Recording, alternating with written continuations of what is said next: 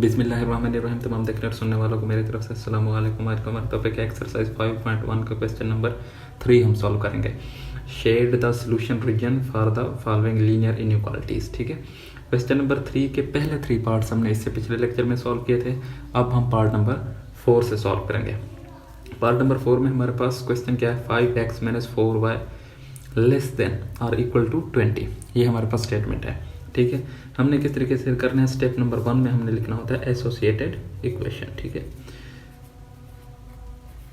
Associated equation.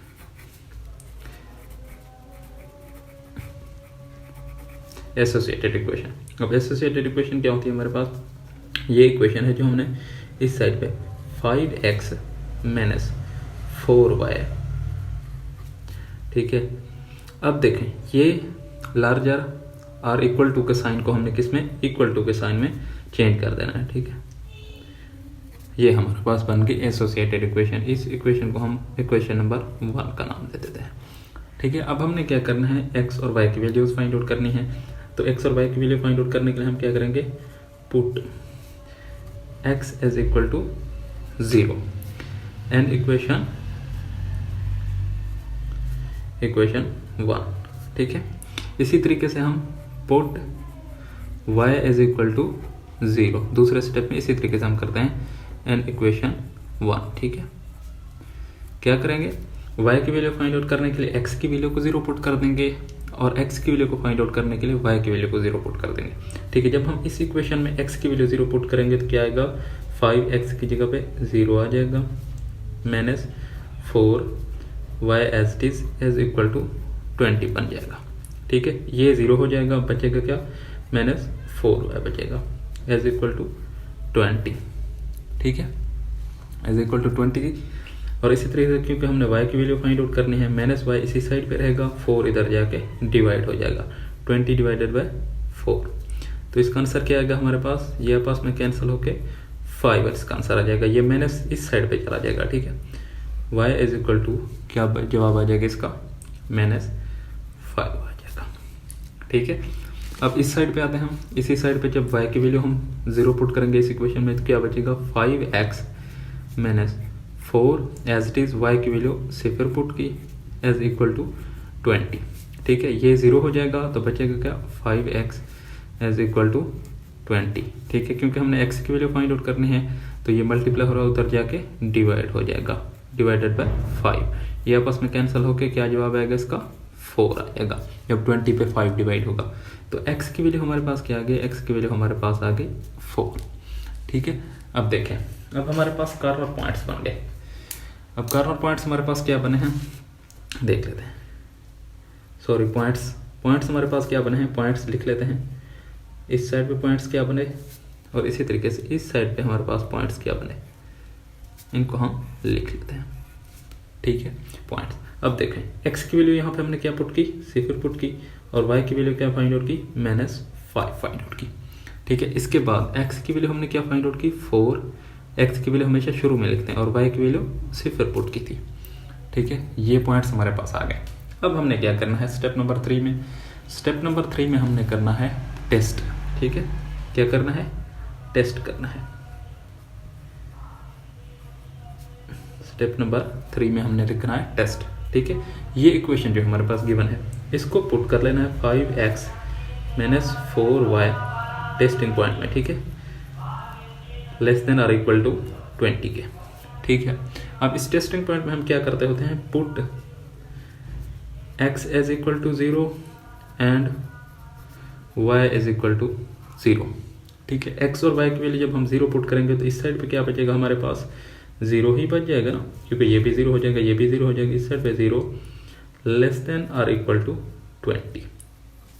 ठीक है, अब ये स्टेटमेंट हमारे पास क्या है, ये स्टेटमेंट है कि 0 जो है छोटा है 20 से। ठीक है, तो ये स्टेटमेंट हमारे पास क्या आ गई, ट्रू आ गई कि वाकई 0 जो है इससे छोटा होता है। ये स्टेटमेंट आ गई हमारे पास ट्रू।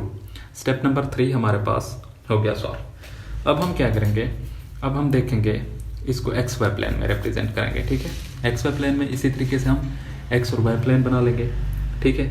अब देखें हमारे पास पॉइंट्स क्या आए, पॉइंट्स लिख लेंगे। पॉइंट्स आए हमारे पास एक 0 और -5। दूसरा पॉइंट्स हमारे पास क्या आया 4 और 0 आया। इनको हमने XY प्लेन में अब रिप्रेजेंट करना है, ठीक है। अब उसी तरीके से हम इक्वल डिस्टेंसेस पे साइन लगा देंगे। इस साइड पे +x वाली वैल्यू होंगी, इस साइड पे +y वाली वैल्यू होंगी, ठीक है। इस साइड पे -x वाली वैल्यूज होंगी, ठीक है। इस साइड पे -y वाली वैल्यूज होंगी, ठीक है। अब देखें ये 1 होगा, ये 2, ये 3, ये 4 और ये 5। ये 1 2 3 4 और 5। ये -1 -2 -3 -4 -5। इसी तरीके से -1 -2 -3 -4 और -5 आ गया, ठीक है। इसी तरीके से हमने करना है। अब इन पॉइंट्स को हमने क्या करना है, रिप्रेजेंट करवाना है।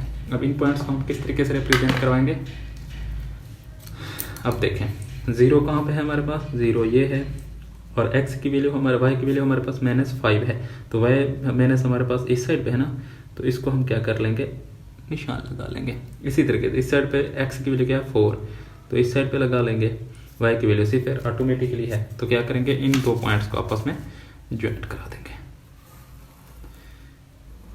इन दो पॉइंट्स को हमने क्या कराया, ज्वाइंट करा दिया।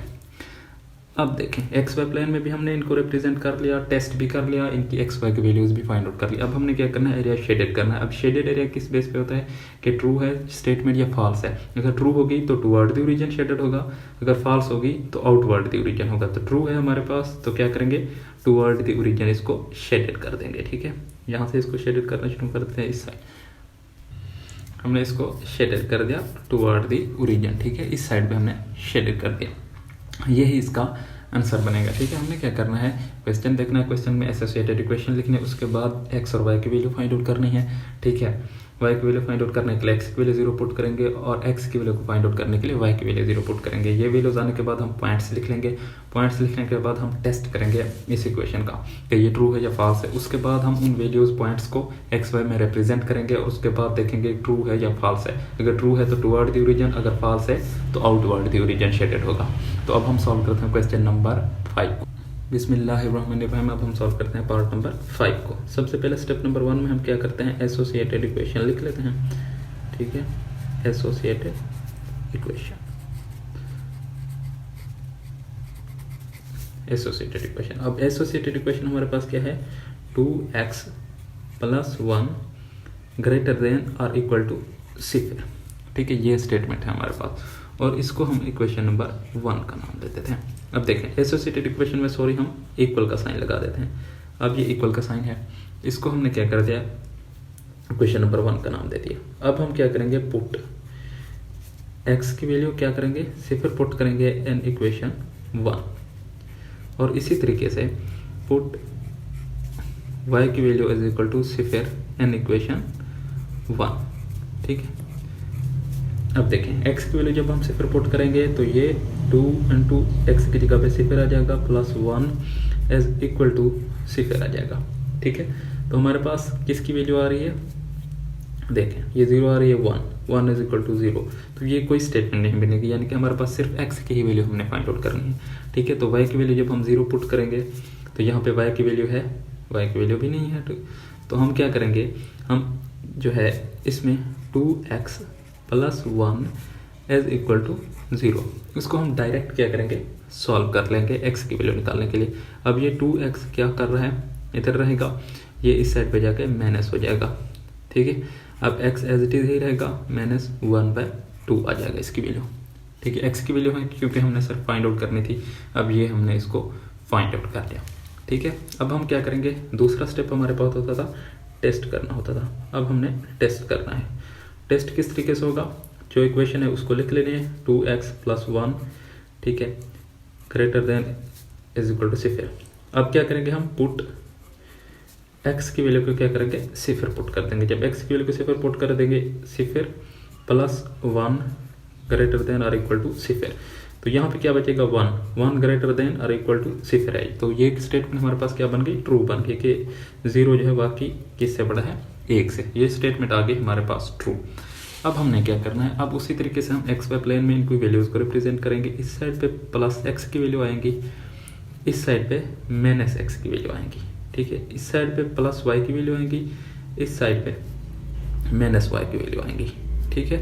अब 1 2 3 और 4, 1 2 और 3, 1 2 और 3, 1 2 और 3, क्योंकि ये माइनस की वैल्यूज़ हैं तो इनमें के साथ माइनस लगाते जाएंगे, ठीक है। इसी तरीके से आएंगी। अब हमने इन पॉइंट्स को क्या करना है, रिप्रेजेंट कराना है। तो पॉइंट्स हमारे पास क्या आए थे, यहाँ देखें, पॉइंट्स हमारे पास सिर्फ ये आया था। एक्स की वैल्यू हमने क्या फाइंड आउट की, -1/2 और वाई हमने 0, ठीक है। तो एक्स की वैल्यू हमारे पास क्या आई, माइनस में आई, तो माइनस इस साइड पे होगा, ये 0 है हमारे पास, माइनस इस साइड पे है एक्स की वैल्यू, ठीक है। अब हमने क्या करना है, इन्हीं वैल्यूज़ को रिप्रेजेंट कराना है, ठीक है। अब देखें, -1/2 को इस साइड पे रिप्रेजेंट करें तो -1/2 कहाँ पे होगा, 0.5, यानी कि 1 और 0 के दरमियान में बिल्कुल, तो यहाँ पे होगा, ठीक है। ये हो गया हमारे पास, ठीक है। अब हम क्या करेंगे, इसको ज्वाइंट करा देंगे। अब क्योंकि और कोई पॉइंट नहीं है तो सीधी बिल्कुल लाइन लगा देंगे इसके, ये सीधी लाइन लग गई, ठीक है। ये तो लाइन लग गई सीधी। अब हमने देखना है कि ये शेडेड हमने कौन सा एरिया करना है, तो ये ट्रू फॉल्स पे डिपेंड करता है। अगर ट्रू है तो टुवर्ड द ओरिजिन, अब क्योंकि ये ट्रू है तो इस साइड पे हम इसको शेडेड करना शुरू कर देंगे।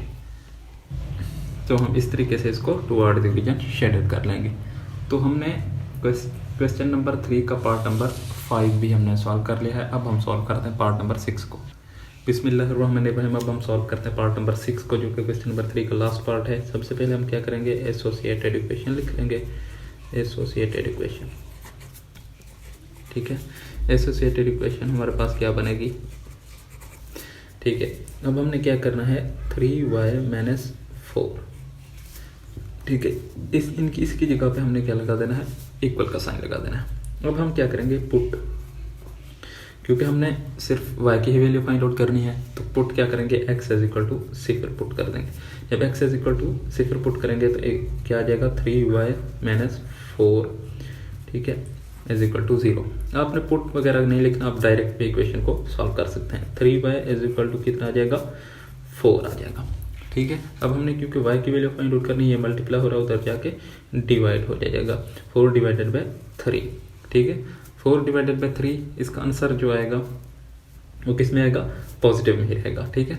तो ये आंसर इसका आ गया, y की वैल्यू हमने फाइंड आउट की। तो इसकी पॉइंट्स क्या बनेंगे, x की वैल्यू हमारे पास क्या आई, 0 थी, और y की वैल्यू हमने क्या फाइंड आउट की, 4/3 फाइंड आउट कर ली, ठीक है। अब ये आ गया हम। अब हम दूसरा स्टेप हमारे पास क्या था, टेस्ट करते थे, टेस्ट, ठीक है। अब हम टेस्ट करेंगे, इक्वेशन लिख लेंगे, 3y - 4 < > 0, ठीक है। अब हम क्या करेंगे, y की वैल्यू को 0 पुट कर देंगे, पुट, क्योंकि हमने हमारे पास y की वैल्यू ही है, y की वैल्यू को 0 पुट करेंगे। जब y की वैल्यू 0 पुट करेंगे तो ये ऑटोमेटिकली 0 हो जाएगा, -4 < < 0, ठीक है। बच्चा क्या, -4 < < 0। तो ये स्टेटमेंट हमारे पास क्या आ गई, ये स्टेटमेंट भी हमारे पास ट्रू बनेगी, क्योंकि नेगेटिव वैल्यू हमेशा 0 से छोटी होती हैं। ये स्टेटमेंट भी हमारे पास ट्रू आ गई। तो अब हम क्या करेंगे, इनको x y में रिप्रेजेंट करेंगे। पॉइंट्स हमारे पास क्या आए, x की वैल्यू 0, y की वैल्यू 4/3 आ गई, ठीक है। अब देखें, अब क्योंकि हमने क्या वैल्यूज फाइंड आउट करनी है, क्योंकि प्लस में है वैल्यू, इस साइड पे देख लेते हैं। अब इस साइड पे प्लस y की वैल्यूज हैं, इस साइड पे प्लस x की वैल्यूज हैं, इस साइड पे -x की वैल्यूज हैं, इस साइड पे -y की वैल्यूज हैं, ठीक है। अब देखें, ये 1 है, ये 2 है, ये 3 है, ये 4 है और ये 5 है। इसी तरीके से ये 1 है, ये 2 है, 3 है और ये 4 है। ये -1 है, -2 है, -3 है, -1 है, -2 है, -3 है, -4 है, ठीक है। आप इस वैल्यूज़ को आगे पीछे भी कर सकते हैं, आपने सिर्फ जस्ट क्या करना है, x y में रिप्रेजेंट करना होता है किसी वैल्यू को। अब देखिए 4/3 है, प्लस में y की वैल्यू, ठीक है। x की वैल्यू तो हमारे पास 0 में ही है। अब y की वैल्यू क्या है, 4/3 प्लस में है, तो 4/3 कहाँ पे होगा, यहाँ पे। अगर हम इस पे डिवाइड करें तो इसका आंसर तकरीबन आएगा 1.33 समथिंग, ठीक है, 1.33 समथिंग। तो इसका मतलब है ये किसके दरमियान होगा, 1 और 2 के दरमियान में होगा। 1 और 2 के दरमियान तकरीबन तीसरा हिस्सा होगा। ये 1 और इनके दरमियान अगर 3 हिस्से करें तो ये तीसरे हिस्से पे होगा, यानी कि 1, 2 और 3 हिस्से तो यहाँ पे होगा तकरीबन, ठीक है। ये इस साइड पे होगा, ठीक है। देखें अब ये हम इस पे किस तरीके से लाइन रिप्रेजेंट करेंगे, क्योंकि y की वैल्यू है तो इसको हम ज्वाइंट करा देंगे, क्योंकि और वैल्यू तो हमारे पास है नहीं, ये बिल्कुल सीधी लाइन जाएगी, ठीक है। ये लाइन आ गई। अब देखें स्टेटमेंट हमारे पास क्या आई थी, स्टेटमेंट हमारे पास ट्रू थी तो हम क्या करेंगे, इसको शेडेड करेंगे टुवर्ड द ओरिजिन, ठीक है। अब देखें टुवर्ड द ओरिजिन कहाँ पे है, इस साइड पे है। टुवर्ड द ओरिजिन हम इसको शेडेड कर देंगे, तो हमने इसको टुवर्ड द ओरिजिन शेडेड कर दिया, ठीक है। देखिए आप क्वेश्चन को दोबारा समझिए। क्वेश्चन जो हमारे पास था, हमने सिर्फ y की वैल्यू यहाँ पे फाइंड आउट करनी थी। हम इसको डायरेक्ट भी कर सकते थे, ठीक है। एसोसिएटेड इक्वेशन लिखने के बाद हम इसको डायरेक्ट कर लेंगे, x y लिखने की आपको ज़रूरत नहीं है। 3y इसी तरीके से वैल्यूज़ फाइंड आउट करके पॉइंट्स हम ले लेंगे। पॉइंट्स के बाद हम टेस्ट करेंगे कि वो ट्रू है या फॉल्स है, ठीक है। उसके बाद हम इनको x y में रिप्रेजेंट कर दिया, क्योंकि दूसरी वैल्यू हमारे पास नहीं थी तो ये बिल्कुल सीधी लाइन जाएगी, किसी से दूसरी से ज्वाइन नहीं होगी, और उसको हमने शेडेड कर देना है। अगर ट्रू है तो टुवर्ड द ओरिजिन, अगर फॉल्स होती तो आउटवर्ड द ओरिजिन उसको शेडेड कर देते, ठीक है। तो हमने क्वेश्चन नंबर 3 के तमाम पार्ट सॉल्व कर लिए हैं। अगर आपको वीडियो अच्छी लगी है तो हमारे वीडियो को लाइक कर दें और साथ ही चैनल को सब्सक्राइब कर दें और बेल आइकन के बटन को दबा दें ताकि नई आने वाली वीडियोज़ का नोटिफिकेशन आप तक पहुँचता रहे। अल्लाह हाफिज़।